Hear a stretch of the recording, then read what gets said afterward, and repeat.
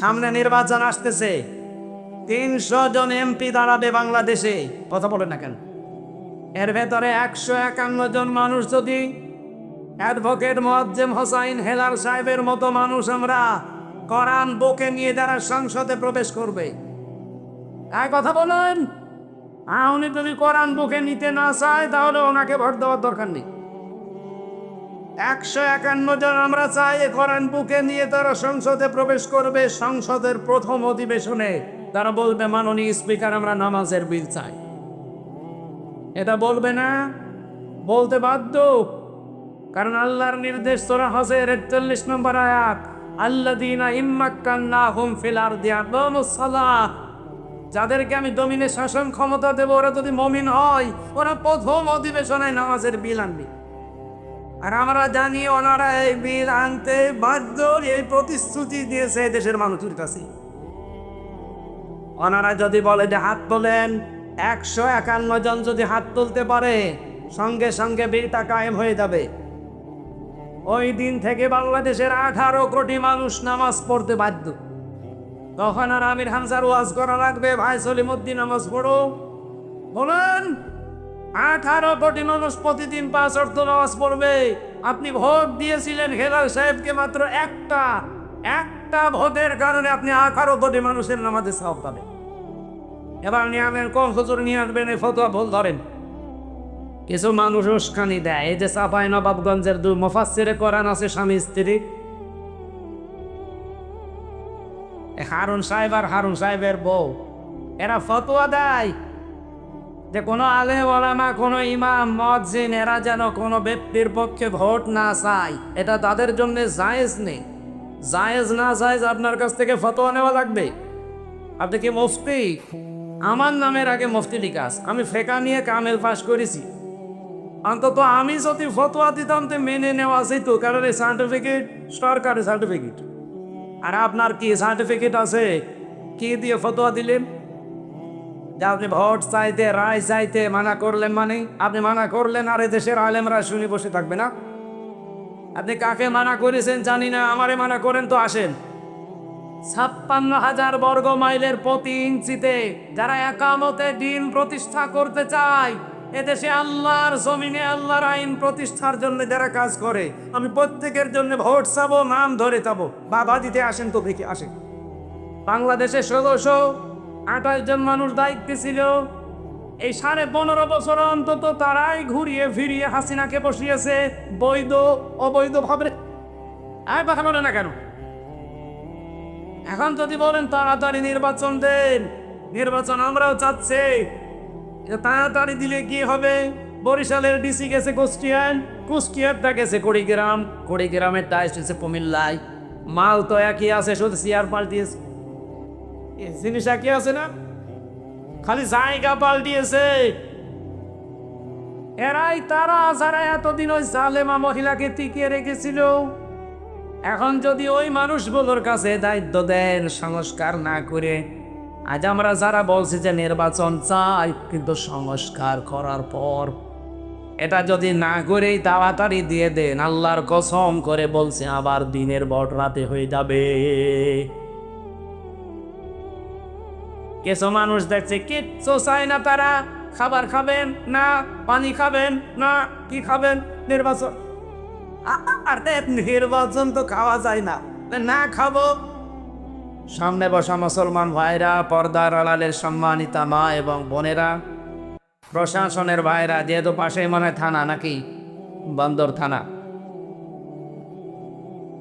অন্যান্য ধর্মের যারা আছেন তাদেরকে ওয়েলকাম জানাচ্ছি। কারণ কোরআন শরীফ এটা শুধু মুসলমানদের জন্য না, হাদা বায়ানুল লিন্নাস হুদাল লিন্নাস, মানুষ পদবাচ্যে যারা বিবেচিত সবার জন্য আল্লাহর এই কোরআন। এমনকি সূরা তাওবা এসেছে, ওয়াইন আহাদুম মিনাল মুশরিকিনা ইস্তাজারাকা ফাজিরহু হাত্তা ইয়াসমাআ কালামাল্লাহ সুম্মা আবলিগহু মা'মানা। হে নবী, মুশরিকরাও যদি কোরআন শুনতে আসে তাদেরকে শোনার ব্যবস্থা করে দেবে, শোনা হয়ে গেলে নিরাপদে বাড়িতে পৌঁছিয়ে দেবে। এখানে অন্য ধর্মের যদি বরিশালে কেউ থাকেন, আপনারা যদি কোরআনের অনুষ্ঠানে আসেন, আপনাদেরকেও স্বাগতম, শুভেচ্ছা, ওয়েলকাম জানাচ্ছি আল্লাহর কোরআনের পক্ষ থেকে। আমার যতটুকু ধারণা কোরআন পড়া হাদিস পড়ার পরে জন্মিয়েছি, আমি দেখেছি কোনো মানুষ যদি বিবেক দায়িত্ব কাজে লাগিয়ে কোরআন অন্তত পুরাটা একবার তার মাতৃভাষায়ও পড়ে, এ পৃথিবীতে 4,500 ধর্মের মানুষ আমরা আছি, কোনো ধর্মে মানুষ এখন আর থাকার কথা না, সব দৌড়িয়ে ইসলামে আসার কথা। সেদিন যশোরে এক অধ্যাপক কলেজের বিসিএস ক্যাডার, ওনারে বলেছিলাম যে স্যার আপনার মুসলমান হওয়া লাগবে না, আপনি শুধু আমাদের ধর্মীয় গ্রন্থ এই কোরআন শরীফ একটু বুঝে পড়বে, বাংলায় পড়েন ইংরেজিতে পড়েন, পুরাটা একবার বুঝে বুঝে পড়বে। 3 মাস পরে দেখি আল্লাহরে বান্দা মুসলমান হয়ে গেছে। কারণ কোরআন হেদায়েত দিতে পারে, সেই ক্ষমতা আল্লাহ কোরআনকে দিয়েছে, নাকি দেয়নি? যালিকাল কিতাবু লা রাইবা ফিহি, এতে কিতাবের আগে আলিফ লাম আছে। তাফসিরে মুফাসসির বাইজাবিতে লিখেছেন এই পৃথিবীতে একটাই মাত্র কিতাব আল্লাহ পাঠিয়েছেন যে কিতাব মানুষকে হেদায়েত দেওয়ার ক্ষমতা রাখে, এই জন্য আলিফ লাম নাকি এখানে দেওয়া হয়েছে। আমরা বিশ্বাস করি কোরআনের সে ক্ষমতা 1,500 বছর আগে ছিল, এখন আর নেই, নাকি বলেন বলেন? কিয়ামত পর্যন্ত থাকবে। এমনকি আয়াতের ব্যাখ্যায় আমি একটা হাদিস পেয়েছি, এই এদিকে তাকা, এখানে কথা বলা যাবে না ভাই, ও গুরুত্বপূর্ণ বিষয়, এখন একটা ডেলিভারি দেব ভালো করে, আমার ওয়াজ এইটাই, এটা যদি আমার মনে হয় আপনি মেনে নিতে পারেন এই মাহফিল সাকসেস। তিরমিজি শরীফের হাদিস বলছি এবার, বিশ্বনবী জানিয়েছেন হযরতে আবু যর রাদিয়াল্লাহু তাআলা আনহু থেকে বর্ণিত, মারিত্তাবাল হুদা বিগাইরিল কোরআন আদাল্লাহুল্লাহ, কেউ যদি কোরআন বাদ দিয়ে পৃথিবীর কোন জায়গায় হেদায়েত পাওয়ার জন্য ছুটে যায়, ওর মন যতই ভালো থাকুক, ওর ইচ্ছা শক্তি যতই ভালো থাকুক, কোরআন সেখানে নেই। এই জন্যে আল্লাহ নিজে দায়িত্ব নিয়ে তাকে আরো গোমরা বানিয়ে দেয়। কিছু বুঝলেন আপনি? না বুঝেন? শব্দের দিকে তাকান তো, নবী যদি দল্লা ইয়াদিল্লু দিতেন, সলাসি মুজাররদ থেকে কায়দাটা যদি বাপটা যদি আসতো, তাহলে বাংলা অর্থ দাঁড়াতো আপনি নিজেই নিজেকে খারাপ বানিয়ে ফেলেছেন। কিন্তু আদাল্লা ইয়াদিল্লু বাবে ইফআল থেকে যদি এই শব্দটা আসে, এই 43টা বাব আমি মুখস্থ করে ঠুসস্থ করে ফেলেছিলাম একেবারে। আমি দেখেছি এই বাবের খাসিয়াত 9টা দেওয়া আছে। তার প্রথম নাম্বারের অভ্যাস, খাসলত, খাসিয়াত যাই বলেন, এ প্রথম খাসিয়াত হচ্ছে আদাল্লা ইয়াদিল্লু বাদে ইফআল থেকে আসার কারণে বাংলা অর্থ দাঁড়িয়েছে। আপনি হয়তো কোনো জায়গায় ভালো হওয়ার নিয়তে গিয়েছিলেন, কিন্তু কোরআন সেখানে ছিল না, এই জন্য আল্লাহ নিবে দায়িত্ব নিয়ে আপনাকে আরো খারাপ বানিয়ে দেবে। বরিশালবাসী, শুধুমাত্র বরিশালের জন্য না, যারা শুনতে পাচ্ছে এখন তামাম পৃথিবীর বাংলা ভাষাভাষী মানুষের জন্য আমি এই হাদিসটা ডেলিভারি দিলাম। কোরআন যেখানে নেই, ওখানে ভালো হওয়ার নিয়তে গেলেও আপনাকে খারাপ বানাবে কে? আরো জোরে বলেন। এই দেশে এখন প্রায় 48,000-এর উপরে দরবার আছে, যেই দরবারে কোরআন নেই, কোরআনের কর্মসূচি নেই, ওখানে যদি কেউ ভালো হওয়ার নিয়তেও যায়, তাকে খারাপ বানাবে কে? এটা যে বানিয়ে দিচ্ছে আল্লাহ, তার বাস্তব প্রমাণে দেশে নেই। বলেন বলেন। বলেন, কুষ্টিয়ার লালনের মাজারের দিকে তাকান, এই দরবারে মানুষ যায় আপনাদের বরিশাল বিভাগ থেকে ভালো হওয়ার নিয়তে যায়, এমনকি বউ, ছেলে মেয়ে, বেটার বউ সব নিয়ে চলে যাচ্ছে, ওর নিয়ত কিন্তু ভালো হওয়া। কিন্তু লালনের এই মাজারে যেহেতু কোরআন নেই, কোরআনের কর্মসূচি নেই, এই জন্য ভালো হওয়ার নিয়তে গেলেও ওখানে খারাপ বানিয়ে দিচ্ছে কে? আগে দেখতাম বিড়ি সিগারেট খেত না, এখন ওখানে যাওয়ার পরে বিড়ি খাওয়া ধরেছে, ও কি ভালো হয়েছে না খারাপ হয়েছে? আগে গাঁজা কি চিনতো না, এখন গাঁজা খায়, ও কি ভালো হয়েছে না খারাপ হয়েছে? ওকে খারাপ বানিয়েছে হামজা কে? বলেন বলেন। এটা যেমন সহজে বুঝে ফেললেন যেখানে কোরআন নেই, ওই দরবার যদি আমার বাবাও কায়েম করে, ওই দরবারে আজকে থেকে আমি আর নেই। না, আপনাদের আওয়াজ ভালো না। হ্যাঁ, এটা বলা যাবে না। যে দরবারে কোরআন আছে, কোরআন প্রতিষ্ঠার কর্মসূচি আছে, সে যেই হোক ওই দরবারে যাবেন আপনি শিক্ষা নেওয়ার জন্যে, কোরআন প্রতিষ্ঠার জন্যে। কিন্তু যেখানে কোরআন চলে না, শুধু বাবার নিয়ম নীতি চলে, এরকম দরবার দেশে নেই। বলেন বলেন, তাও তো বরিশাল বিভাগটা যখন অনেক বেঁচে গেছে। আপনি চট্টগ্রাম বিভাগে যান, ঘরে ঘরে পীর সাহেব, কোরআনের পীর নেই। আমি পুরো চট্টগ্রাম বিভাগ প্রায় জায়গায় আমার অনুষ্ঠানগুলো আমি করে দেখেছি। মরহম মাওলানা আব্দুল জব্বার রহমতুল্লাহ আলাইহি যে বাইতুল শরফের পীর, এটা বাদ দিয়ে বরং চট্টগ্রাম বিভাগে আমার দৃষ্টিতে কোরআনের নিয়ম নীতি চলা দরবার আমি পাইনি। অধিকাংশ দরবারে শিরিক বেদাত আর কুফরের আস্তানা। এক কথা বলেন, নাম ধরে বলছে যে মাইজ ভান্ডারি। মানুষ কিন্তু ভালো হওয়ার নিয়েতে যায়, যে কি হয় এমন জিকিরের তাল তোলে, কোরআনেও নেই হাদিসেও নেই, শুধু বাবার জীবনীতে আছে। একবার 16 সালে গিয়ে আমি এক মুরব্বীকে দেখি লাফাচ্ছে, হাত চেপে ধরলাম, বললাম মুরব্বী লাফান। লাফায় মানে জিকিরে আছি, এত লাফিয়েও তো টেনশনে আছি জান্নাত পাবো কিনা। তুমি বসে বসে জান্নাত পেতে চাও? জান্নাত যদি পেতে চাও তা আমার সাথে লাফাও। আমারে বলছে লাফাও। ওর এই টেনশন দিল কে? বলছে আল্লাহ। এই আল্লাহ টেনশন দিয়েছে? ও টেনশন দিয়েছে ওর বাবা। ওর বাবা জানিয়েছে যত লাফাবি তত তাড়াতাড়ি জান্নাত পাবি।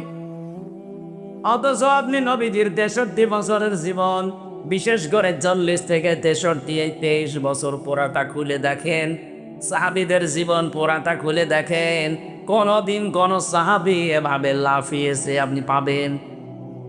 কোথা থেকে ইসলাম নিলেন আপনি? এই জন্যই তো বারবার সতর্ক করছি, কোরআন যেখানে নেই ওই দরবার যদি আমার বাবাও তৈরি করে থাকে, আর আমি যদি ভালো হওয়ার নিয়তে ওই দরবারে থাকি, আমাকে গোমরা বানিয়ে দেবে কে? সুতরাং এরকম দরবারে আমি আজকে থেকে আরো জোরে আরেকটু সামনে যাই, যাব। বলেন, এই বাংলাদেশে প্রায় 73টার উপরে এখন রাজনৈতিক দল আছে, জেনারেলের ধর্মীয় মিলে। যেই রাজনৈতিক দলের কর্মসূচিতে কোরআন নেই, কোরআনের কর্মসূচি নেই, ওই দলের প্রতিষ্ঠাতা যদি আমার বাবাও হয়, ওই দলে আমি নেই। না, এটা অত জোরে বলার দরকার নেই, কারণ এটা আপনারা পারবেন না। এটা কারা কারা মানতে পারবেন দেখে লিল্লাহে তাকবীর। হ্যাঁ দেখেন তো, হাত তোলেনি কেন? দেখেন দেখেন,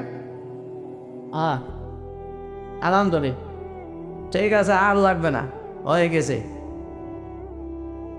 ওয়াজ তো হয়ে গেছে, এবার মোনাজাত করে দিই। আর কি ওয়াজ করবো স্যার? ওয়াজ হয়েছে। যেই দলে কোরআন নেই, কোরআনের কর্মসূচি নেই, ও দলের যদি প্রতিষ্ঠাতা আমার বাবাও হয়, আমার স্বামীও হয়, আমি আর নেই। তাহলে এই দেশে আর কিছু থাকার কথা? 92% মুসলমান আমরা। আমার আশা আপনারা এই হাদিস মানবে। আমি শুধু এই অ্যাডভার্টাইজ করলাম, ভাই আমার কোনো দোষ নেই। দোষ কার? আল্লাহর দোষ নাই, নবীজির দোষ। এখন আপনার বিবেকে কি বলে আপনি দেখেন। কোরআন যেখানে নেই, যদি ভালো হওয়ার নিয়ত থাকেন না, খারাপ বানাবে কে? এখানে আমরা চাই আপনি যেন খারাপ হয়ে না যান। এই কথা বলেন না কেন? যেহেতু কোরআনে কারীম সবার জন্য হেদায়েতের বাণী নিয়ে এসেছে, হাদা বায়ানুল লিন্নাস, এই যে লাম শব্দটা এখানে আছে, এই বক্তব্য, এই বর্ণনা লিন্নাস, মানুষের জন্য। কোন মানুষ? আমি আরবি গ্রামারে পড়েছিলাম, লাম ব্যবহার করা হয়, এটা হেদায়েতের না হতে পাবেন আপনি 13টা অর্থে। লাম ব্যবহার করা হয় বালাগাত মান্তেক যারা পড়ে অনেক মাদ্রাসার শিক্ষক এখানে বসে আছেন, আপনি দেখবেন এখানে প্রায় 19টা অর্থে ব্যবহার করা হয় লাম। তার একটা অর্থ এসেছে লাম ব্যবহার হবে জীবিত মানুষদের জন্য। আল্লাহ পাক এখানে জানাতে চেয়েছেন কোরআনের বক্তব্য, বিবৃতি, বায়ান এগুলো মরা মানুষের জন্য না, এগুলো জীবিত মানুষদের জন্য। দুঃখজনক হলো সত্য, বিশেষ করে 15.5 বছরে জীবিত মানুষদেরকে কোরআন শোনানো বড় কঠিন হয়ে গিয়েছিল। নাকি বরিশালে হয়নি? হয়েছে মানে কি? বরিশাল পার হয়েছে ভোলা, কোথায় সে চরফ্যাশন, মনপুরা, কুষ্টিয়া থেকে আমি পৌঁছিয়ে গেছি জীবিত মানুষদেরকে কোরআন শোনাবো, কিন্তু আল্লাহর ওলিরা আমারে তাড়িয়ে দিয়েছে, না হবে না। বাধা দিয়ে সব বন্ধ করে আবার এই প্রায় 300 কিলোমিটার আমি আবার চলে গেলাম কুষ্টিয়া।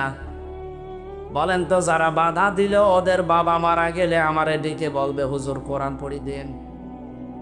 আপনার বাবা তো মরে গেছে, এখন পড়ে করবো কি? যতদিন জীবিত ছিল অতদিন পড়লে কাজ হতো। এক কথা বলেন না কেন? কোরআন শরীফ জীবিত মানুষদের জন্য না মরা মানুষের জন্যে? যেহেতু আগস্টের 5 তারিখের পরে একটা পরিবেশ আল্লাহ তৈরি করে দিয়েছে, আগামীতে কিয়ামত পর্যন্ত জীবিত মানুষদেরকে কোরআন শোনাতে যদি কেউ বাধা দেয়, ডিস্টার্ব করে, মার্ক করে রাখবেন, পরে ওই জায়গায় মাটিতে দিয়ে দেবেন বিসমিল্লাহি ওয়া আলা মিল্লাতি রাসূলিল্লাহ বাদ দিয়ে। কয়েকদিন আগে সাতক্ষীরা একদম বাধা দিচ্ছিল, আমি তার পরের দিন ছিলাম, আমি বলেছিলাম যে এরকম বাধা সারা বাংলাদেশে দেবে। কিছু মানুষ উস্কানি দেয়, এই যে চাঁপাইনবাবগঞ্জের 2 মুফাসসিরে কোরআন আছে স্বামী স্ত্রী, হারুন সাহেব আর হারুন সাহেবের বউ, এরা ফতোয়া দেয় যে কোনো আলেম ওলামা, কোনো ইমাম, মুয়াজ্জিন এরা যেন কোনো ব্যক্তির পক্ষে ভোট না চায়, এটা তাদের জন্য জায়েজ নেই। জায়েজ না জায়েজ আপনার কাছ থেকে ফতোয়া নেওয়া লাগবে। আপনি কি মুফতি? আমার নামের আগে মুফতি লিখা আছে, আমি ফেকা নিয়ে কামেল পাশ করেছি। অন্তত আমি যদি ফতোয়া দিতাম তো মেনে নেওয়া যেত, কারণ এই সার্টিফিকেট সরকারি সার্টিফিকেট। আর আপনার কি সার্টিফিকেট আছে? কি দিয়ে ফতোয়া দিলেন? যে আপনি ভোট চাইতে, রায় চাইতে মানা করলেন, মানে আপনি মানা করলেন আর দেশের আলেমরা শুনে বসে থাকবে না? আপনি কাকে মানা করেছেন জানি না, আমারে মানা করেন তো আসেন। 56,000 বর্গ মাইলের প্রতি ইঞ্চিতে যারা একামতে দিন প্রতিষ্ঠা করতে চায়, এদেশে আল্লাহর জমিনে আল্লাহর আইন প্রতিষ্ঠার জন্য যারা কাজ করে, আমি প্রত্যেকের জন্য ভোট চাবো, নাম ধরে চাবো, বাধা দিতে আসেন তো দেখে আসে। এটা আর আগস্টের 5 তারিখের আগে নেই যে মাইক কেড়ে নেবে। এখন মাইক কেড়ে নিতে আসলে, বাধা দিতে আসলে আমার তো ছাতা পড়ে না, আমার সামনে শয়তান একটাও পড়ে না। আমার সামনে যদি সত্যি কোনো জায়গায় পড়ে, আমি বলেছি জায়গায় মাটি দিয়ে দেব বিসমিল্লাহি ওয়া আলা মিল্লাতি রাসূলিল্লাহ পাক। কারণ ও তো আল্লাহর নামে রাসূলুল্লাহ দলে তুলে দিলে হবে না, অন্য দলে দেওয়া লাগবে। কথা বলেন না কেন? আমার সামনে যেন এরকম শয়তান না পড়ে, পড়লে কিন্তু টাইট হয়ে যাবে। আমার কপালে যা আছে হবে, কারণ 3 বছর তো জীবন থেকে নষ্ট করেই দিয়েছে। এজন্য আমারও ভয় কেটে গেছে, আর আমার সামনে পড়েও না। শয়তানরা পড়ে সব নরম হুজুরের সামনে। জীবিত মানুষদের কোরআন শোনাতে কিয়ামতের আগে এই দেশে যেন আর কেউ ডিস্টার্ব করতে না পারে, কি সেই পরিবেশ তৈরি করা লাগবে না? আপনি কি রাগ করলেন? এটা যদি কারো কাছে রাজনীতি মনে হয়, হ্যাঁ এটা, কারণ আমি বুঝে শুনে রাজনীতি করেছি। মাইয়াস শাফাতান হাসানাতাই ইয়াকুল্লাহু নাসিবুম মিনহা। সূরা নিসা 5 নম্বর পড়া 10 নম্বর পৃষ্ঠা 12 নম্বর লাইনের 85 নম্বর আয়াত। কোন মানুষ যদি ভালো কাজে সুপারিশ করে, ও কাজ করে যা পাবে, শুধু সুপারিশ করে আপনি তাই পাবে। সামনে নির্বাচন আসতেছে, 300 জন এমপি দাঁড়াবে বাংলাদেশে। কথা বলেন না কেন? এর ভেতরে 151 জন মানুষ যদি অ্যাডভোকেট মুয়াজ্জেম হোসাইন হেলাল সাহেবের মতো মানুষ আমরা কোরআন বুকে নিয়ে যারা সংসদে প্রবেশ করবে, এই কথা বলেন। উনি যদি কোরআন বুকে নিতে না চায় তাহলে ওনাকে ভোট দেওয়ার দরকার নেই। 151 জন আমরা চাই কোরআন বুকে নিয়ে তারা সংসদে প্রবেশ করবে। সংসদের প্রথম অধিবেশনে তারা বলবে, মাননীয় স্পিকার, আমরা নামাজের বিল চাই। এটা বলবে না? বলতে বাধ্য, কারণ আল্লাহর নির্দেশ সূরা হজের 43 নম্বর আয়াত, আল্লাযীনা ইম্মাক্কান্নাহুম ফিল আরদি আকামুস সালাহ, যাদেরকে আমি জমিনে শাসন ক্ষমতা দেব, ওরা যদি মুমিন হয় ওরা প্রথম অধিবেশনে নামাজের বিল আনবে। আর আমরা জানি ওনারা এই বিল আনতে বাধ্য, এই প্রতিশ্রুতি দিয়েছে দেশের মানুষের কাছে। ওনারা যদি বলে যে হাত তোলেন, 151 জন যদি হাত তুলতে পারে সঙ্গে সঙ্গে বিলটা কায়েম হয়ে যাবে। ওই দিন থেকে বাংলাদেশের 18 কোটি মানুষ নামাজ পড়তে বাধ্য। তখন আর আমির হামজার ওয়াজ করা লাগবে, ভাই সলিমুদ্দিন নামাজ পড়ো? বলেন, 18 কোটি মানুষ প্রতিদিন 5 ওয়াক্ত নামাজ পড়বে। আপনি ভোট দিয়েছিলেন হেলাল সাহেবকে মাত্র একটা ভোটের কারণে আপনি 18 কোটি মানুষের নামাজে সওয়াব পাবেন। এবার নিয়মের কোন হুজুর নিয়ে আসবেন এই ফতোয়া ভুল ধরেন, যে আমার ফতোয়া ভুল হয়েছে আপনি ধরেন। এটা কারো কাছে মনে হয় এটা রাজনীতি করলো, এটা ধর্ম ব্যবসা। আপনার কাছে ধর্ম ব্যবসা মনে হলে এটাই আমার ব্যবসা। আমি চাই যে জমিনে আল্লাহর এই কোরআন কায়েম হোক। কথা বলেন না কেন? সবার জন্য যেহেতু কোরআনে কারিম আর জীবিত মানুষদের জন্য আল্লাহ কোরআন দিয়েছেন, আমরা চাই জীবিত মানুষদের বুকের ভেতরে কোরআন থাকবে। অন্তত 151 জন যেন এবার যেতে পারে বাংলার সংসদে। কারা কারা রাজি আছেন আল্লাহকে একটু হাত দেখান তো। লিল্লাহি তাকবীর।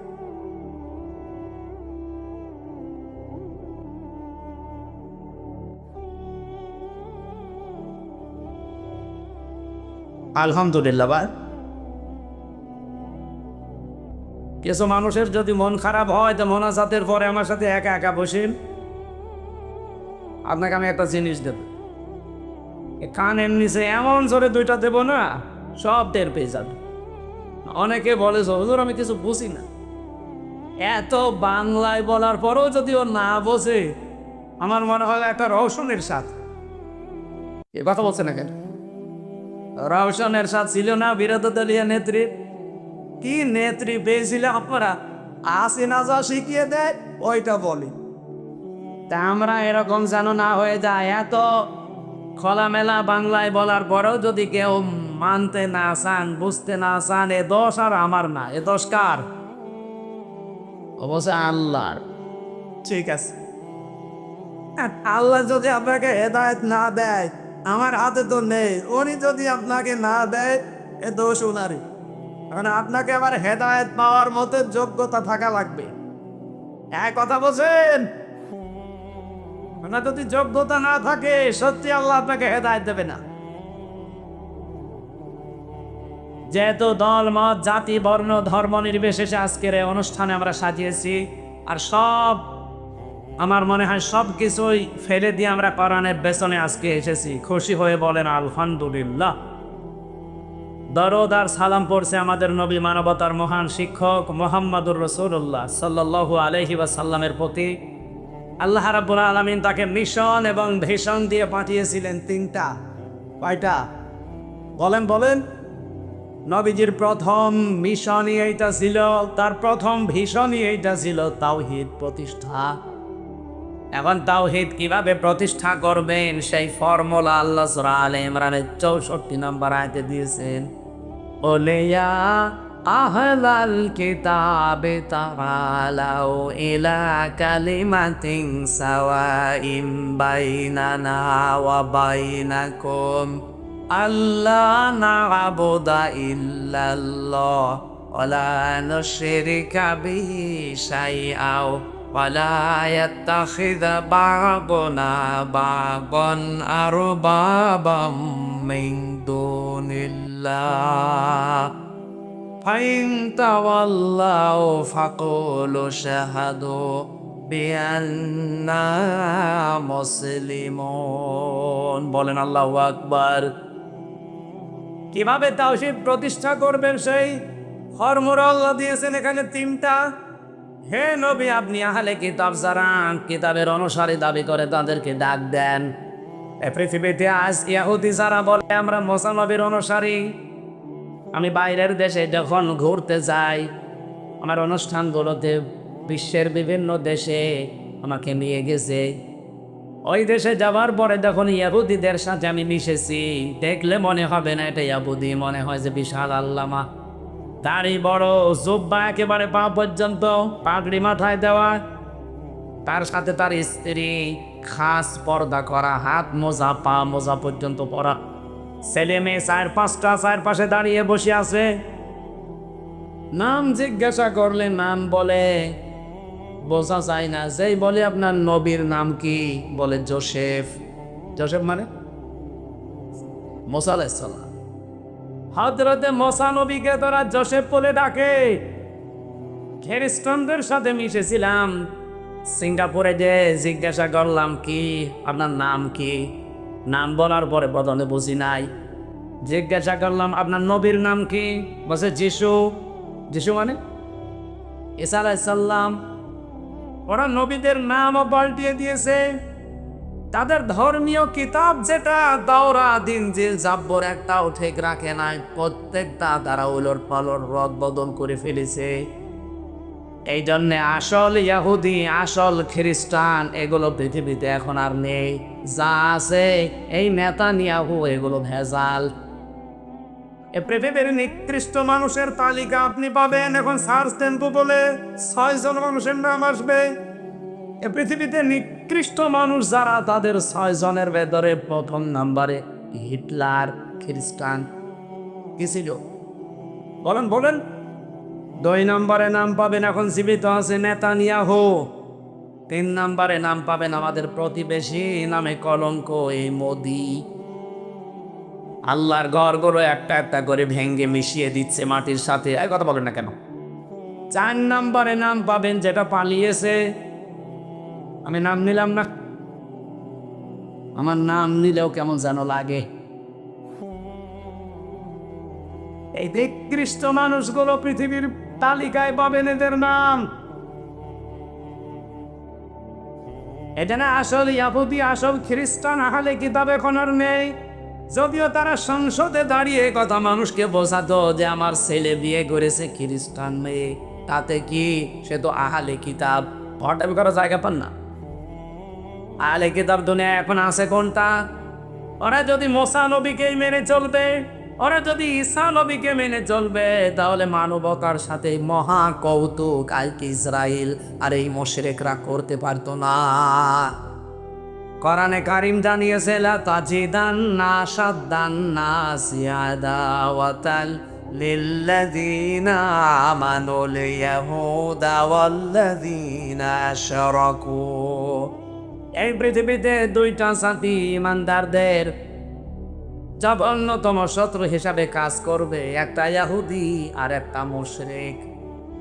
সব হিন্দু খারাপ না, কিন্তু যারা উগ্র, যারা জঙ্গি, যারা সন্ত্রাসী, আর যারা দাঙ্গা বাঁধিয়ে দিয়েছে ভারতে মুসলমানেরা অন্য জাতির ভেতরে, হিন্দু আর মুসলমানের ভেতরে যারা দাঙ্গা বাঁধিয়ে আজকেও দেখেন বেলা 12টার দিকে আমি দেখছিলাম 2টা মুসলমান দাড়িওয়ালা ধরে নিয়ে সরাসরি জবাই করছে।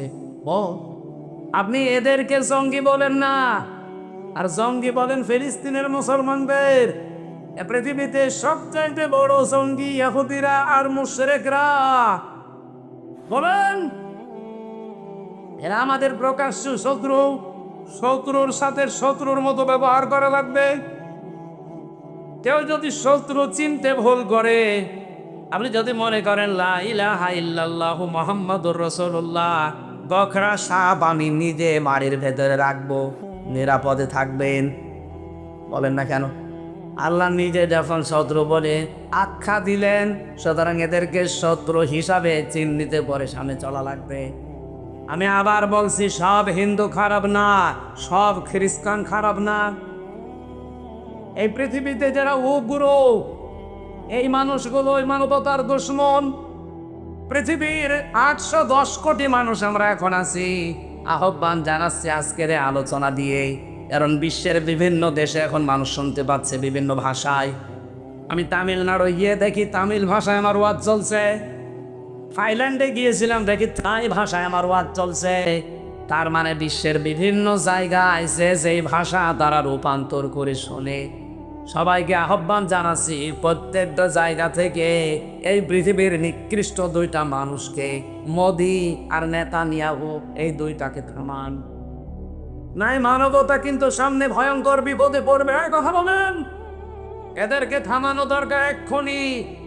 হিন্দু ভাইদের বলবো, খ্রিস্টানদের বলবো, যে যেখানে আসেনি দুইটা মানবতার প্রকাশ্য শত্রু এরা, এদেরকে থামান।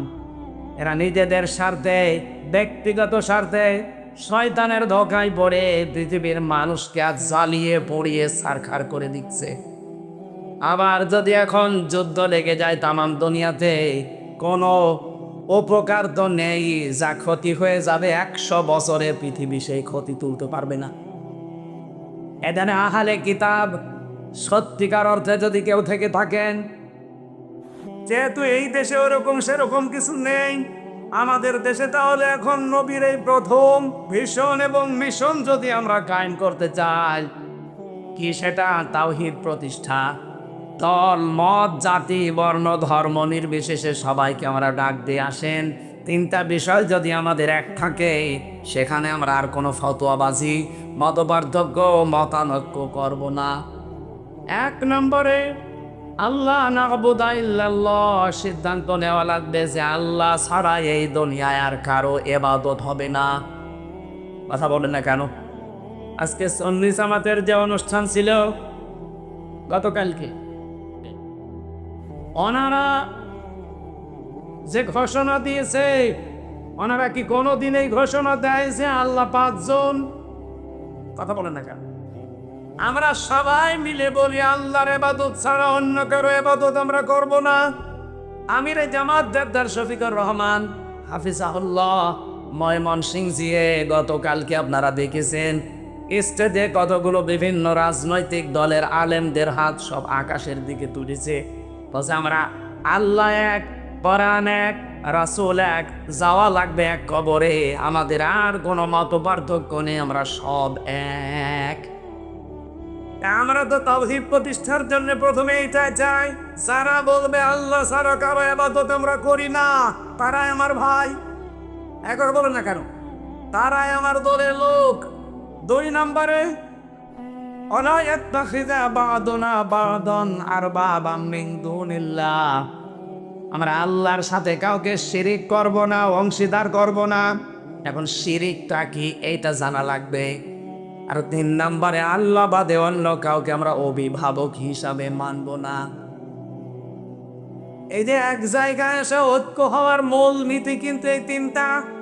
এই বাংলাদেশে যারা এই 3টার সাথে একমত, আমরা তাদের সাথে আসি না নে। 2 নম্বর কি বললাম? ওয়ালা নুশরিকা বিহি শাইআ। নবী আপনি তাদেরকে বলে দেন যে আমরা আজকে থেকে আল্লাহর সাথে কাউকে শিরিক, আরো জোরে বলেন শিরিক কি, এইটা আপনাকে আগে ক্লিয়ার হওয়া লাগবে।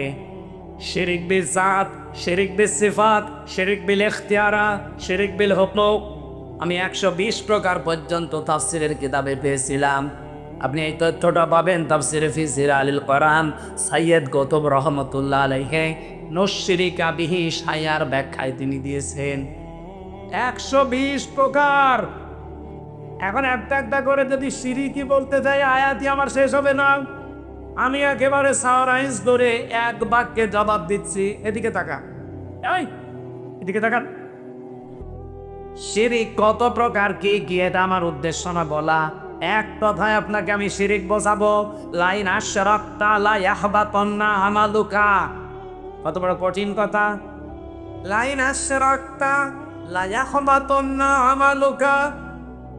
আল্লাহ পাক বলেন, হে নবী আপনি আর আপনার পূর্বে যারা গত হয়ে গেছে দুনিয়া থেকে, কেউ যদি শিরিক মিশ্রিত আমল নিয়ে আমি আল্লাহর কাছে হাজির হয়, আমি আল্লাহ বলছি ওর জীবনের ইবাদত তো কবুল হবেই না, ও ক্ষতিগ্রস্ত হয়ে যাবে। নবীকে যদি আল্লাহ বলতে পারে, আমরা তো 1 আর 2 কথা বলে দেখা এই জন্য শিরকটা ক্লিয়ার হওয়া লাগবে আজকের এই আলোচনায়। আমি এক কথায় জবাব দিতে চেয়েছি, এদিকে তাকান। আল্লাহ যেটা পারে ওইটা অন্য কেউ পারে, এই বিশ্বাস করার নাম শিরক। বুঝেছেন কিনা বলেন?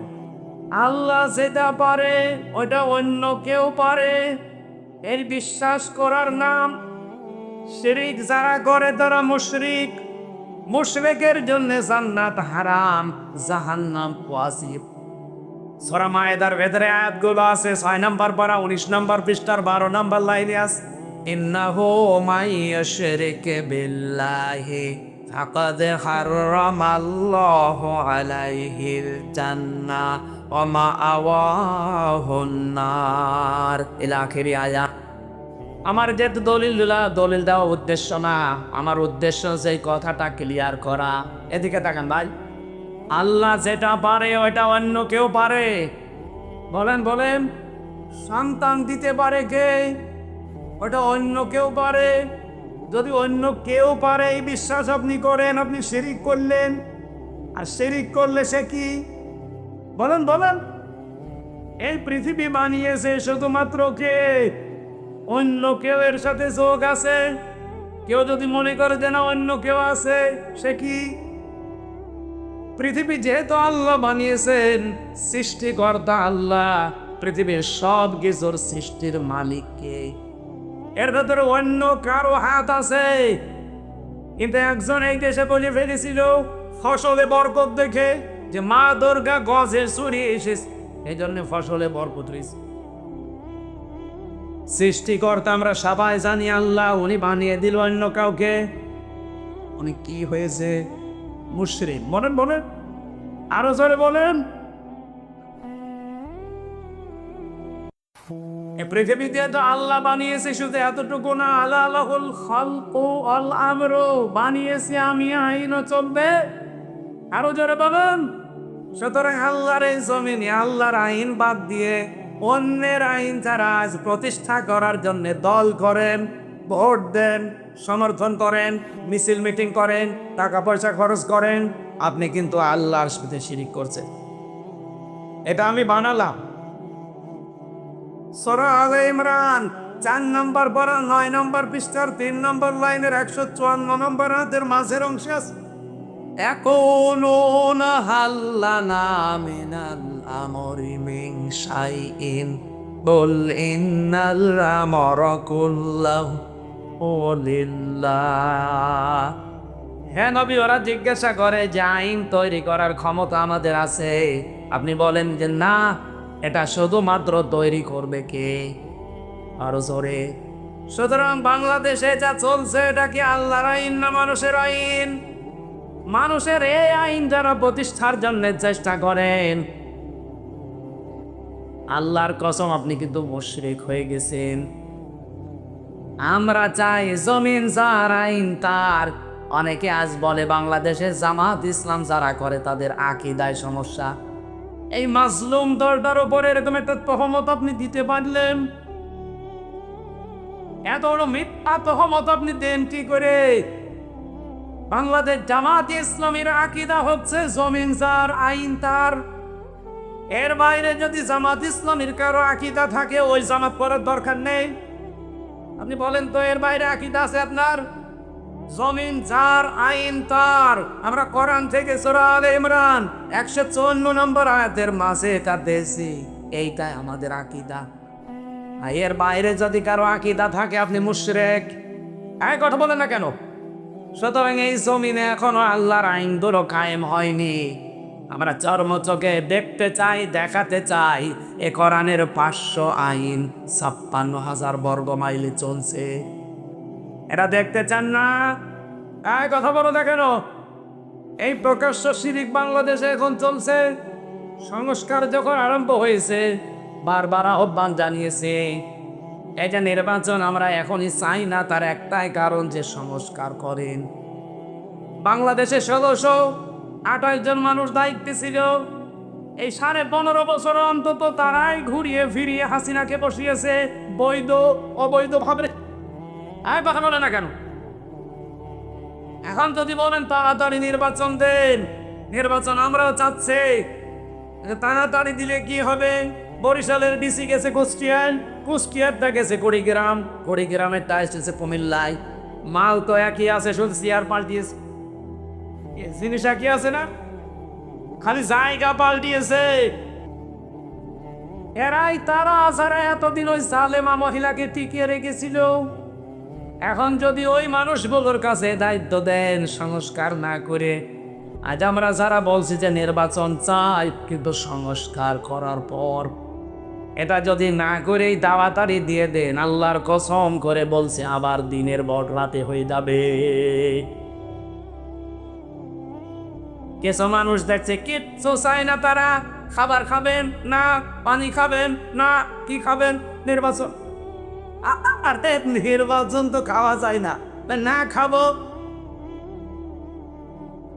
একটা উপন্যাস পড়ছিলাম, আমার জীবনের একটা পেশা না নেশা আমি জানি না, উপন্যাস দেখলেই সে ছোটবেলা থেকে আমার পড়ার অভ্যাস। পড়তে পড়তে দেখলাম বাসার রাতে স্ত্রী বসে আছে, দাদি শাশুড়ি এসে বলছে, ওই বউ কি করবা জানি না, আমার কিন্তু পুতি চাই। বলছে, দাদি একটু সময় দেন আমারে। শাশুড়ি এসে বলছে, বৌমা আমাদের কিন্তু নাতি চাই। যে মা আপনি সময় দেবেন না। দেবর আর ননদ এসে বলছে, ভাবি কি করবা জানি না, আমাদের কিন্তু ভাতিজা চাই। বলছে, আমারে সময় দাও। স্বামী আবার এসে বলছে, বউ কি করবা জানি না, আমার কিন্তু বেবি চাই। বউ ধমটা ফেলে দিয়ে বলছে, তোমার গৃহ পাগলের বংশ, এখনো বাসরই হয়নি, 10 মাস 10 দিন চাইনি, কেউ বেবি চাই, কেউ নাতি চাই, কেউ ভাতিজা চাই। আমি কি ডাউনলোড করে নিয়ে আসবো? আমার সময় দেওয়া লাগবে না? তুমি এসে এদিকে বাসর ঘর ভাত দিয়ে ঘুমিয়ে পড়ছো আর বলছো আমার বেবি চাই, আমি কোথায় পাবো? সময় দেওয়া লাগবে না? কথা বলেন, কাজ করা লাগবে না? এখনো তো কাজ করতেই বাকি আছে। সেই আগস্টের 5 তারিখের পর থেকে আমাদের একই কথা যে আমরা সংস্কারের পরে নির্বাচন চাই। আপনি সংস্কার কালকেই করে দেন, পরশুদিন নির্বাচনে কেউ বাধা দেবে না এই দেশে। কিন্তু জিনিস সব একই জায়গায় রেখে শুধু চেয়ার পাল্টিয়ে পাল্টিয়ে আবার দেবেন, কিচ্ছু হবে না। আমার সাথে জেলে এক ওসি ছিল, 3 বছর ও 8 বছর জেলর। আমি তো ফাঁসির কন্ডেম সেলের ভেতরে যোগাযোগ বিচ্ছিন্ন ছিলাম, আমার সাথে কেউ কথা বলতো না ভয়ে, কারণ সিসি ক্যামেরা দেওয়া, 2 জন কারারক্ষী সামনে বসা, আমার আর মামুনুল হক সাহেবের। আমার মনে হচ্ছে এমন কিছু করেছি যে আমাদের দিকে তাকানো নিষেধ। কিন্তু ওসি সাহেব তো উনি আবার আমাদের কুষ্টিয়ার একজন নেতা আছে, তার ভাগ্নে, খুব বড় মাপের নেতা, ভেতর ওরকম মস্তানি নিত। ওনারে কেউ কিছু বলতো না, কারণ ভেতর থেকেও তার পাওয়ার আছে। একদিন আমার এসে বলছে, হুজুর আমি একটা তাওবা করেছিলাম, একটু দেখেন তো হয়েছে কিনা। কিভাবে? এই যে ভোট গেল নির্বাচনে, আমি বাইরে ছিলাম, রাত 12টার পর থেকে আমি আমার লোকজন দিয়ে ভোট কাটা আরম্ভ করলাম। ফজর পর্যন্ত বাক্সগুলো বিভিন্ন জায়গায় পাঠিয়ে দিলাম। ফজরের নামাজের আগে আমি গোসল করে ওযু করে 2 রাকাত তাওবার নামাজ পড়লাম। এরপরে বললাম আস্তাগফিরুল্লাহ, আমার এই তাওবা হয়েছে না, এটা ইয়ারটি হয়েছে, এর নাম তো তাওবা না। আপনি কি আল্লাহর কাছে দোষ করেছেন যে আস্তাগফিরুল্লাহ পড়েন? আপনি তো দোষ করেছেন হামজার কাছে। আর কথা বলো না কেন? একজন হেলাল সাহেবকে এমপি বানাতে 3.5 থেকে 4 লাখ হামজা লাগবে। কথা বলছে না কেন? সবার ভোট আপনি নিজেই দিয়ে দিলেন, আর এখন বলেন আস্তাগফিরুল্লাহ, না মাফ হয়নি। আপনি যদি মাপ পেতে চান, 8 বছর আপনার জেল, জেল থেকে বের হয়ে ওই 3.5 লাখ 4 লাখ মানুষের কাছে যাবেন, বলবেন আমি ভুল করেছি, সালেমের পক্ষে কাজ করে আমার ভুল হয়ে গেছে, আপনারা মাফ করে দিন। ওরা যদি বলে ঠিক আছে মাফ করে দিলাম, তাহলে আপনি মাফ পাবেন। আর ওরা যদি বলে না কিসের মাফ, তুই এদিকে আয়। আমার তো ওনার নিয়ে চিন্তা হয়, ওই দিন থেকে বলেছিলাম যে ওসি সাহেব আমার তো ভয় হচ্ছে আপনারে নিয়ে। 8 বছর আপনার জেল, এতদিন পরে আপনি বের হবেন। বের হওয়ার পরে দেখবেন এই 4.5 লাখ হামজার ভেতরে অনেক হামজা মারা গেছে। আপনি তাদের কাছে ক্ষমা চাবেন কি করে? এদের নেই 15.5 বছরে 1628 জন মানুষকে নিয়ে আমার খুব চিন্তা হয়, যারা এই জালেমাকে পিটিয়ে রাখার জন্য সর্বাত্মক চেষ্টা করেছে। কথা বলছেন, এরকম ভুল আর কেউ করবে? যারা দায়িত্বে আছেন, আগামীতে যদি এই ভুল করেন আপনার কখনো ওই ওসির মতো আছে। আপনি আল্লাহকে ধোকা দিয়ে বোকা বানাতে গিয়েছেন যে হুজুর আমার আস্তাগফিরুল্লাহ হচ্ছে কিনা দেখে। কিসের তাওবা? তাওবা করা লাগবে তার কাছে, অপরাধ যার কাছে। আপনি যদি আল্লাহর কাছে অপরাধ করেন, ওনার কাছে মাফ চান। আপনি অপরাধ করলেন আমার কাছে আর মাফ চাবেন কাবার গিরাপ ধরে আল্লাহর কাছে, আল্লাহ জীবনও মাফ করবেন। এরকম মানুষ দুনিয়ায় ছিল না। এই কথা বলেন না কেন? এজন্য আমরা বারবার চাচ্ছি শিরিক যেন জীবনে আমাদের না আসে। আল্লাহ যেটা পারে ওটা অন্য কেউ পারে না। এই জমিন বানিয়েছে আল্লাহ, আইনও দিতে পারে কে? সুতরাং আজকে থেকে তওবা করেন যে অন্যের আইন প্রতিষ্ঠা যারা করতে চায়, সে আমার বাপ হতে পারে, আমার স্বামী হতে পারে, আমার নেতা হতে পারে, আমি তার পেছনে নেই। সে মুশরিক, জাহান্নামে যাবে, আমি তার সাথে জাহান্নামে যাব। আমি কি পায়খানা খেয়েছি? সুতরাং আশা করছি আপনার বিবেকের দরজায় তালা লাগানো, তালা খুলবে আজকে। এরপরও যদি কারো পরিবর্তন না আসে, এই দোষ ওর কপালে। কথা বলেন না কেন? আল্লাহ বাদে আমরা কাউকে অভিভাবক মানি না। এই তিনটা হচ্ছে তাওহীদ প্রতিষ্ঠার মূল নীতি। 2 নম্বরে নবীজির ভিশন ছিল মানবাধিকার প্রতিষ্ঠা। আপনি সূরা আন-নিসার 58 নম্বর আয়াতে দেখবেন মানবাধিকার কি করে প্রতিষ্ঠা করতে হয়। ইন্নাল্লাহা ইয়া'মুরুকুম আন তু'আদ্দুল আমানাতি ইলা আহলিহা। অবশ্যই আল্লাহ তোমাদেরকে নির্দেশ দিচ্ছে তোমাদের যাবতীয় আমানত তার প্রাপকের কাছে পৌঁছে দাও। এখানে আমানাত বহু বচন, তাফসিরে মারিফুল কোরআন আমি নিজে পড়েছি। আমানত মানে তিনি লিখেছেন ভোট। সুবহানাল্লাহ বলতে পারেন নাই? সুতরাং ভোটকে যারা মনে করেন দুনিয়ার কাজ, এটা রাজনীতি, আপনি কোরআনও পড়েন নাই, কোরআন বোঝেনও নাই। আল্লাহর নির্দেশ তোমাদের সবাইকে তার যাবতীয় আমানত তার প্রাপকের কাছে পৌঁছিয়ে দেবা। আমানত মানে রায়, সমর্থন, সিদ্ধান্ত, ভোট। 9টা অর্থ লেখা আছে ওখানে। কেন ভোট দেবেন? ওয়াইদা হাকামতুম বাইনান নাস আন তাহকুমু বিল আদলি। যখন ন্যায় বিচার করবা মানুষের ভেতরে, ক্ষমতা না থাকলে ন্যায় বিচার করা যায়? বলেন বলেন। আল্লাহ আজ শাসানো দেখেছেন কি করে? ভোটের কথা বলার পরে ন্যায় বিচারের কথা দিলে। মানুষের অধিকার প্রতিষ্ঠার জন্যে অবশ্যই আপনার হাতে পাওয়ার লাগবে, নয়তো আপনি ন্যায় বিচার জীবনেও দেখাতে পারবেন না। আজ এই 15.5 বছরে যারা দায়িত্বে ছিল, শুধু একটা মানুষের কথা চলতো এই দেশে, বাকি যা ছিল সব ছিল ওনার আজ্ঞাবহ। আমি আমার নিজেরটা বলছি, আমার মামলাটা, এটা অ্যাডভোকেট সাহেব, আমার 2টা মামলা 3 বছর, আমার মনে হয় সিএমএম কোর্ট, জজ কোর্ট, হাইকোর্ট মিলে প্রায় 30 বার তুলেছে আমার পরিবার, কিন্তু জামিন দেয়। অথচ আগস্টের 5 তারিখের পরে মামলা শুধু তুলতে দেরি। জজ সাহেব বলছে এ কি বিচার করবো, এর ভেতর তো কোনো মাল নেই, যান। এ আর কোনো জামিন মামিনটা খারিজ করে দিলা। আমি কথা বলতে গেলাম, মাননীয় জজ সাহেব এটা তো 3 বছর আপনার কাছে ছিল, তখন তো বলেন না যে এর ভেতরে মাল নেই, তখন আসলে খালি তারিখ ঘুরিয়ে দিতেন। আর এখন বলছেন কোনো মাল নেই, জামিন না খারিজ করে দিলাম মানে? উনি এই কথায় আমাকে জানিয়েছিল খাস কামরায় বসে, হুজুর আমার হাত বাঁধা ছিল, আমার হাত বিচার করতে পারি নাই, এখন আমার হাত খোলা আছে। আমি এই যে ন্যায় বিচার আজকে করলাম, আমি জানতাম সেই 20 সাল থেকে যে আপনার কোনো দোষ নেই, কিন্তু এই 3টা বছর আমারও বিবেক মানে নাই, কিন্তু আমার হাত বাঁধা। আর যেহেতু আমার হাত খোলা আছে, আমি ন্যায় বিচার করে দিলাম, মামলা জামিন না নিয়ে সব খারিজ করে দিলাম। জান, আমরা চাই শুধু এই জজ না, বাংলাদেশে সারাইছে যেখানে দায়িত্বে আছে, এই বন্দর থানার ওসি সহ প্রত্যেকটা মানুষের হাত আবু সাইদের মতো যেন খোলা থাকে। হ্যাঁ, আপনারা চান না? আর কারা চান বলেন তো? লিল্লাহি তাকবীর।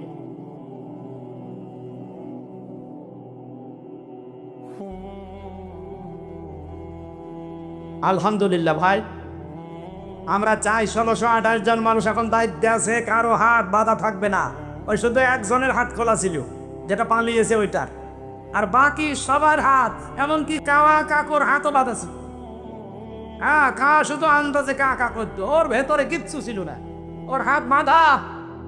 আর একটা ছিল চট্টগ্রামের হাসান মাহমুদ, ওইটারও হাত বাঁধা, করে যা বলতো বোঝানো তাই কর। এই বাংলাদেশে আমরা চাই সামনে যারা ক্ষমতায় আসবে একজনের না, যারাই দায়িত্বে থাকবে সবার হাত থাকবে খোলা। আর আমি বহুবারে কথা বলেছি, যারা দায়িত্বে আছেন প্রশাসনকে, বিশেষ করে প্রশাসনে যারা আছেন তাদের বিভাগটা আলাদা করে দিন। বাংলাদেশের পুলিশ প্রশাসন যারা আছে তারা তাদের আইজির কথা মতো চলবে। কোনো নেতা নেত্রী, কোনো এমপি মন্ত্রী, কোনো পার্টি নেতার কথা শুনে তাদের চলার দরকার নেই। এই দেশটা তারা মিনি জান্নাত বানিয়ে ফেলতে পারবে একমতে। আমি বহু অফিসারের কাছে শুনেছি, তারা সবাই চায় যে তাদের এই বিভাগটা যেন আলাদা হয়, তারা তাদের আইজির কথা মতো চলবে। তারা যদি আপনার মতো পার্টি নেতা, এমপি মন্ত্রী এদের কথা শুনে চলে, এরা তো সব দলীয় কায়দায় রায় দেবে। কথা বলছে না কেন আমার ভাইরা? আমি বিস্তারিত শব্দের দিকে আর যেতে পারছি না। 3 নম্বরে আমি পেয়েছি বিশ্ব নবীর মিশন, আর ভিশন ছিল তিনি দিন প্রতিষ্ঠা করার জন্য দুনিয়ায় এসেছিলেন। ওরা কোরআনে আমি এরকম 3টা আয়াত পেয়েছি। সূরা তাওবা 33 নম্বর আয়াত, সূরা ফাতহার 28 নম্বর আয়াত, সূরা সফের 9 নম্বর আয়াত। একই কথা আল্লাহ 3 বার নবীজিকে প্রেরণের উদ্দেশ্য হিসাবে জানিয়েছেন। আমার খুতবার ভেতরে এর কথা ছিল, আনাশহাদু আন্না মুহাম্মাদান আবদুহু ওয়া রাসূলুহুল মাবউসু ফিনা বিল হুদা ওয়া দীনিল হাক্কি লিইয়ুযহিরাহু আলাল আদিয়ান। রাসূলকে পাঠিয়েছি এই কারণে, দিনে হক দিয়ে, সত্যের বিধান দিয়ে। পৃথিবীতে যত ধর্ম আছে, দিন আছে, সবার উপরে আমার ইসলামকে, দিনকে এজহার করবে। এজহার মানে এই কোন দিকে তাকিয়ে আছেন আপনি? এজহার মানে কি? না না, এজহার মানে স্পষ্ট কে বলেছে আপনাকে? এরা তো সে মানধাতামলের অর্থ। আধুনিক ব্যাখ্যা হচ্ছে এজহার মানে বিজয় করা। প্রতিটি নবী রাসূলকে আল্লাহ পাঠিয়েছিলেন জমিনে, এমনকি আমাদের রাসূলকেও পাঠিয়েছেন দিন বিজয় করার জন্যে। কথা বলেন ঠিক কিনা? এজন্য লিইয়ুযহিরাহু আলাদ দীনি কুল্লিহি। দুনিয়ায় যত ধর্ম আছে, যত দিন আছে, কত ধর্ম আছে দুনিয়ায়? ৪৫০০০। সব ধর্মের উপরে ইসলামকে তিনি বিজয়ী করবে, এটা তার মিশন আর ভিশন ছিল। আল্লাহ পাক বলেন, মা তাদউহুম ইলাই, হে নবী এদিকে যদি মানুষকে ডাকেন, কাবর আলাল মুশরিকিন, সবচাইতে বেশি মন খারাপ হবে মুশরিকদের। এই বাংলাদেশে দিন বিজয়ী করার কথা বললে মন খারাপ হবে কার? আপনি কি মুশরিক? হ্যাঁ, সবাইকে আল্লাহ দিন প্রতিষ্ঠার কাজে, দিন বিজয়ের কাজে আল্লাহ লাগাবে না। এদের পরে আল্লাহ দিয়েছেন, আল্লাহ ইয়াজতাবি ইলাইহি মাইয়াশা ওয়া ইয়াহদি ইলাইহি মাইয়ুনিব। আল্লাহ যাকে নির্বাচিত করেন, যাকে পছন্দ করেন, তাকেই দিন প্রতিষ্ঠার কাজে, দিন বিজয়ের কাজে লাগান, এবং যে লোকটা আল্লাহ অভিমুখী হয়। সুতরাং বাংলাদেশে 2024-এর আগস্টের 5 তারিখের আগ পর্যন্ত, এদিকে তাকান, আগস্টের 5 তারিখের আগ পর্যন্ত একটা জরিপ পেয়েছিলাম মাইক্রোসফটের। খ্রিস্টানরাই জরিপ দিয়েছে। 257টা দেশ আছে পৃথিবীতে, সব দেশ দিয়ে তারা একটা রিপোর্ট বানিয়ে পাঠিয়েছে যে বাংলাদেশে আগস্টের 5 তারিখের আগ পর্যন্ত মাত্র 100 জনের 15 জন চাইতো যে দেশে দিন কায়েম হোক, ইসলাম কায়েম হোক। কতজন? 100 জনের মাত্র 15 জন। তার ভেতরে হেলো সাহেব একজন। আমি জিজ্ঞাসা করে দেখেন, এ জমিনে আল্লাহর দিন কায়েম হোক আপনি চান না? বলেন। এরকম মানুষ মাত্র 100 জনের 15 জন ছিল, অথচ 8.5 মাসের ব্যবধানে আপনি এপ্রিলের 21 তারিখের রিপোর্ট দেখেন। আর ভাই একটু খোঁজ খবর রাখেন বিশ্বের। এপ্রিলের 21 তারিখের রিপোর্ট হচ্ছে বাংলাদেশে এখন 100 জনের 77 জন মানুষ চাচ্ছে আল্লাহর দিন ইসলাম এদেশে কায়েম হোক। কেউ বলতে পারছে, কেউ বলছে না। এই রিপোর্টটা আমরা বানিয়ে বলি নাই, খ্রিস্টানদের দেওয়া। এই জন্যে অনেকরা আমার বামের মাথা খারাপ হয়ে গেছে। গোবিন্দ পরামানিকের মতো মানুষ বলছে দেশে ইসলাম কায়েম হোক, তাহলে আমরা নিরাপদে থাকতে পারবো। এই কথা বলেন না কেন? আমি যে জামাত ডক্টর শফিকুর রহমান এসেছিলেন বরিশালে, তার আগে দেখলাম আগে হিন্দু বক্তব্য দিচ্ছে। কি শোনেননি হিন্দুর কথা? গাইবান্ধায় এক হিন্দু, তার আগে একটা ঠাকুর পুরোহিত, সে বক্তব্য দিতে গিয়ে বলেছে দেশে যদি ইসলাম কায়েম হয়, জামাত ইসলামী বাংলাদেশ যদি রাষ্ট্রীয় ক্ষমতা পায়, এদেশে আমরা মায়ের কোলে থাকবো। সুবহানাল্লাহ বলতে পারে তাই? সবার আশা এখন, ভরসা এখন একটাই, জানার দিনই করলিহি, যত দিন আছে সব দেখা শেষ। সামনে যদি ইসলামের বাংলাদেশ হয়, আমরা সবাই নিরাপত্তা পাবো। এই কথা বলেন না কেন? নিরাপত্তা দেওয়ার জন্য যে কয়েকটা নিয়ম নীতি মানতে হয়, তার ভেতরে এইটা একটা। দিন যতদিন এই দেশে কায়েম না হবে, আমরা কেউ নিরাপদ না। এমনকি বহির শত্রু থেকেও নিরাপত্তায় থাকতে হলে আফগানিস্তানের মতো দিন কায়েম থাকা লাগবে। আল্লাহ আমাদেরকে বোঝ যেন দান করেন, বলেন আমিন। আমি নবীজির 3টি মিশন আর ভিশনের কথা বললাম কোরআন দিয়ে। আল্লাহ আমাদেরকেও এইটা আমাদের প্র্যাকটিক্যাল লাইফে সেট করার তৌফিক দিন। তাওহীদ প্রতিষ্ঠা, মানবাধিকার প্রতিষ্ঠা, দিন প্রতিষ্ঠা, বলেন আমিন। আমরা সূরা হাশরের 18 নম্বর আয়াত পড়েছিলাম। আপনাদের কি কষ্ট হয়ে যাচ্ছে? যদিও গরম লাগছে, আরেকটু কষ্ট করা যাবে না? আজকের আলোচনার বিষয় হচ্ছে পুঁজি। কি বললাম? এটা আমাদের নেই। এদেশের পুঁজি সব শেষ করে দিয়ে গেছে। আমি বাইরের দেশে কয়েকদিন আগে বললাম মালয়েশিয়া গিয়েছিলাম, ওই দেশটা দাঁড়িয়ে গেছে 2007 সালের পর থেকে। আর আমরা 54 বছরও দাঁড়াতে পারি নাই, কারণ যারা এতদিন দায়িত্বে গেছে পুঁজি শেষ করিস। এই কথা বলে দেখেন, শেখ হাসিনার ছোট বোন রেহানা আপনার রূপপুর পারমাণবিক কেন্দ্র থেকে এক জায়গায় ৭৬,০০০ কোটি টাকা চুরি করেছে, এক জায়গায়। এই জন্য বাংলাদেশে এখন এত পুঁজি শেষ, এত ঋণ। একজন মানুষ আজকে জন্ম নিক, তার মাথার উপরে ১,০২,০০০ টাকা ঋণ। যারা লেখাপড়া করে জিজ্ঞাসা করে দেখেন কোথায় দিয়ে গেছে। আর এখনো পর্যন্ত অনেকে দেখি জালেমের সাফাই গায়, ওর দাঁত নখ সব ফুলে ফেলা দরকার সরকার। আর ওখান থেকে উস্কানি দেয় যে আমি আশেপাশে আছি, চট করে ঢুকে পড়বো, আর এরা লাফায়। লাফাবেন, ওই গোপালগঞ্জের মুখো পেছনে কিন্তু লাল হয়ে যাবে। কথা বলবেন না কেন? কিরকম লাল হয়েছিল দেখেছেন না? ওই সময় শুনতাম গোপালগঞ্জ থেকে ঢাকায় গেলে, বসে গেলে 300 টাকা, দাঁড়িয়ে গেলে 1000 টাকা। আমরা যেন এই পাগলামিকে উস্কানিতে পা দিয়ে না করি। পৃথিবীর ইতিহাস এইটাই, কেউ পালিয়ে গেলে আর ফিরে আসে না, এইটাই ফাইনাল। আপনি দেখেন পৃথিবীর ইতিহাসের দিকে, যে যেখান থেকে পালিয়েছে আজ পর্যন্ত কেউ ফিরে আসেনি। আপনি একটা ইতিহাসও দেখাতে পারবেন না। আমাদের এই আশপাশে যারা পালিয়ে গেল, বলেন কে ফিরে এসেছে? কেউ যখন আসেনি, তখন বউ আসবে। আপনি কিসের আশা করেন আমি তো বুঝি না। আপনাকে কি পাগলা কুকুরে কামড় দিয়েছে? এখানে পুঁজি ঠিক করতে হবে আমাদের। পুঁজি এখানে 2 প্রকার। আল্লাহ রাব্বুল আলামিন আমাদেরকে ডাক দিয়ে ইয়া আইয়ুহাল্লাযীনা আমানু, তাফসীরুল কোরআন মাহফিল লিখেছে। তাফসীরের মূল নীতি, উসুলে তাফসীরের মূল নীতি আমি পেয়েছি 15টা। এখন 15টা যদি বলতে যাই, আমার ভেতরে ঘেমে শোধ চলছে।